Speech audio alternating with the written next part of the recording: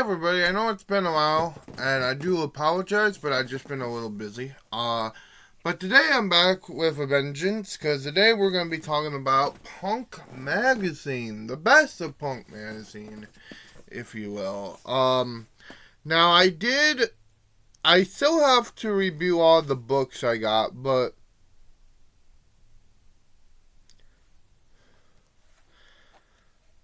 and this is going to be a kind of a follow-up. The last book I did was called Beatnik Fascism. And, yeah. We'll be talking about the best of Punk Magazine. Now, I'll show you some pictures. Sadly, I can't show you everything just because, let's just say the punks were cutting ends and yeah, there's some nudity in this, but you know, it's nothing too bad, I guess. But YouTube will say no. But you know, that was the punk rock ethos, right? Being cutting edge, you know, throwing away the status quo. You know, that was what punk was, and Punk Magazine is a really interesting point of history. It was started by, what's his name?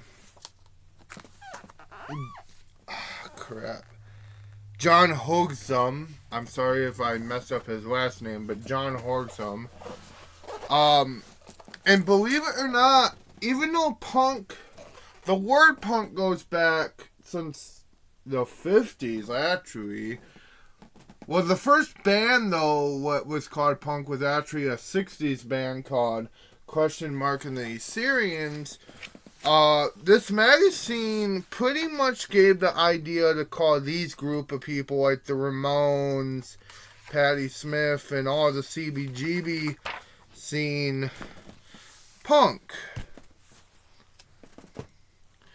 Now, what's interesting about this magazine, all the ideas to the pens going in the clothes, you know, the classic punk look, probably came from this book, because it was all meant to be a joke. It wasn't really meant to be a fashion statement or anything.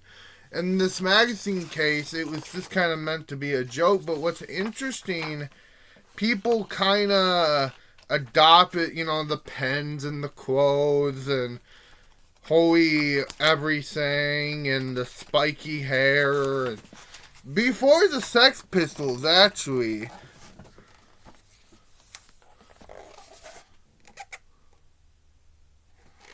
And that's pretty much why I think punk was a New York thing. Now, I always say, punk back then versus punk now is very different. If we think of punk, we think of, and you can kind of, and don't get me wrong, I love the Sex Pistols, but you can kind of blame it on the Sex Pistols, maybe, like a bunch of stupid 20-something kids, I guess, for lack of a better word, wailing about politics and all that stuff. But really, punk didn't really have any politics, at least in the beginning. It was the only politics it had was anti-establishment, but it was more anti-establishment fun. It wasn't really a certain way of. The only really a political song I can think of at the time was maybe, I don't know, like the Blank Generation, but even in not so much. It was